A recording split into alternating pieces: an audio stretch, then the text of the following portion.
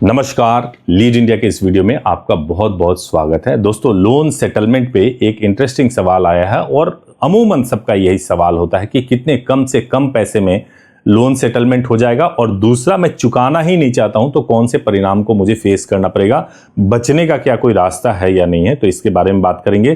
पहले आइए दर्शक का सवाल सुनते हैं। हेलो, नमस्कार सर मेरा आपसे एक सवाल है। जैसे मैंने 5 महीने पहले 30 लाख का एक लोन लिया था, ठीक है। उसका मैंने अभी हाफ ईएमआई पे कर दिया इंटरेस्ट के साथ।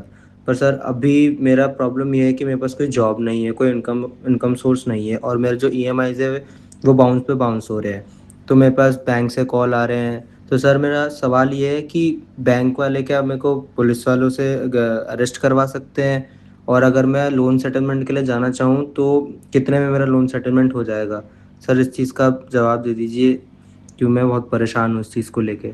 तो जैसा कि आपने बताया कि आपके पास आपने लोन लिया हुआ है, आपने क्लियर नहीं किया है कि सिक्योर्ड है या अनसिक्योर्ड है, लेकिन आपकी बातों से यही लग रहा है कि आपने एक लोन लिया हुआ जिसमें कोई मॉर्गेज नहीं है, कोई गिरवी नहीं रखा गया है। तो चांसेस हाई है कि अनसिक्योर्ड लोन ही आपने लिया हुआ है।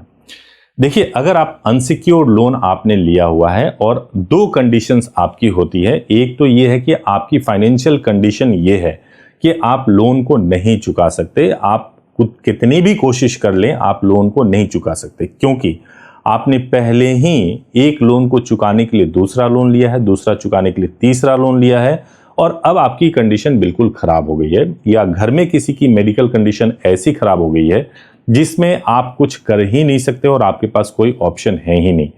तो क्या किया जाए? क्या लोन अगर मैं ना चुकाऊं तो मेरे साथ क्या हो सकता है? मैं ये सारा केस लेकर के चल रहा हूं अनसिक्योर्ड लोन के मामले में। देखिए, अगर आप लोन नहीं चुकाओगे तो दो तरीके के लोन होते हैं। सबसे पहले एक पेडे लोन होता है। पेडे लोन जो कि एप्स एप्लीकेशन के थ्रू जो लोन होते हैं वो तो काफ़ी बदतमीज होते हैं, और इतने बदतमीज होते हैं कि एक दिन में अगर आपने नहीं चुकाया, आपने हो सकता है वहाँ से 20,000 या 50,000 का लोन लिया होगा, वो आपको एक दिन में 200 कॉल कर सकते हैं, आपके जानने वालों को कॉल कर सकते हैं, वो आपके सभी जगह ट्राई करते हैं। उनका एक ही इंटेंट होता है कि आपको किसी तरीके से इतना डिप्रेशन में ला देना, आपको इतना अपमानित कर देना कि आप परेशान होकर के उनका पैसा चुका दें। तो वो बहुत खतरनाक लोन होता है। ऐप्स के थ्रू तो लोन लेना ही नहीं चाहिए। मेरा पहला सजेशन तो यही है। दूसरा ये होता है कि चलो आपने बैंक से या एनबीएफसी से आपने लोन लिया है, अनसिक्योर्ड लोन लिया है, अब आपकी फाइनेंशियल कंडीशन ठीक नहीं है और आप उसको नहीं चुकाना चाहते हैं।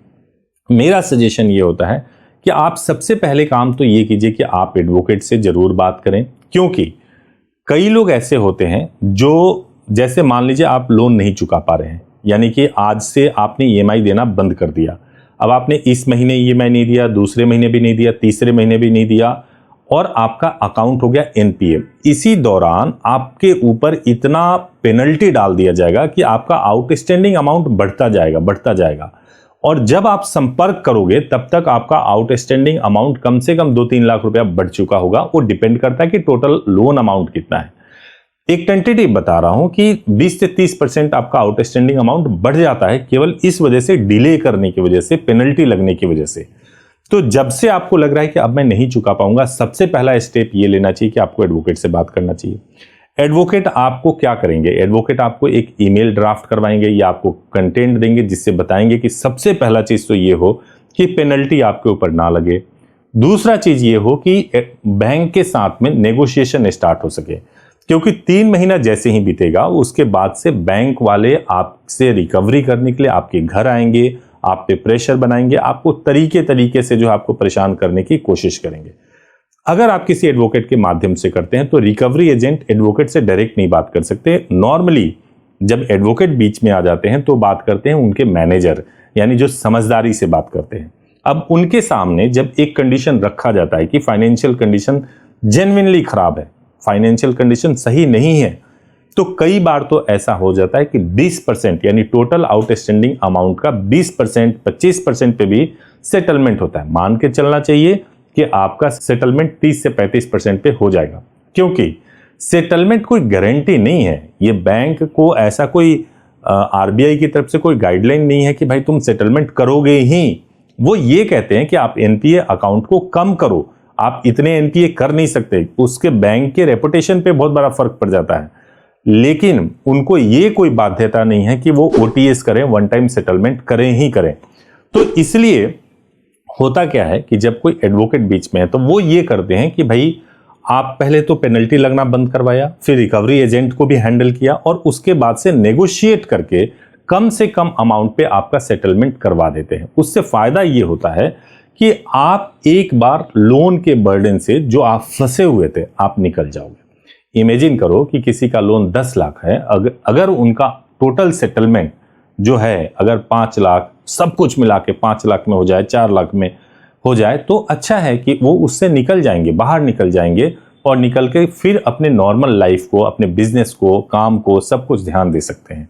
तो इसलिए मेरा तो ये रिकमेंडेशन है कि जब कभी भी आप लोन लेते हैं और अगर आप लोन नहीं चुका पाने की स्थिति में है तो सेटलमेंट कीजिए। अगर आपका इंटेंट गलत है, आप ये सोच रहे हो कि मुझे लोन तो देना ही नहीं है, मुझे फ्रॉड करने का तरीका बताओ, तो कोई भी एडवोकेट फ्रॉड करने का तरीका नहीं बता सकते। हम तो आपको नहीं बता सकते कि आप फ्रॉड कैसे करो। तो इसलिए जेन्युइन रीजन होना चाहिए। अगर जेन्युइन रीजन है तो लोन सेटलमेंट होगा। प्रोसेस बहुत सिंपल सा है। जैसा मैंने आपको बताया कि 10 लाख अगर अमाउंट हो तो पॉसिबल है कि 4 से 5 लाख में सब कुछ आपका हो जाए। एडवोकेट का फीस भी इंक्लूडेड है, सब कुछ है और वो आपका ये काम करा दें। तो इसलिए अगर आप ऐसी किसी परेशानी में फंसे हुए हैं तो जरूर गाइडेंस लीजिए, जरूर अवेयरनेस के लिए आप जरूर कांटेक्ट कीजिए ताकि आपको पूरी तरह से ये मालूम चले कि आप इस सिचुएशन से बाहर कैसे निकल सकते हो। डिप्रेस होने से, अपने हेल्थ को खराब करने से, तनाव लेने से कोई फायदा नहीं होने वाला है। फायदा होने वाला है सही स्टेप लेने से। उम्मीद है कि आपको इस वीडियो से लाभ मिला होगा। वीडियो अच्छा लगा हो तो जरूर इसको लाइक कीजिए, चैनल को सब्सक्राइब कीजिए। Thank you so much for watching this video. Thank you so much.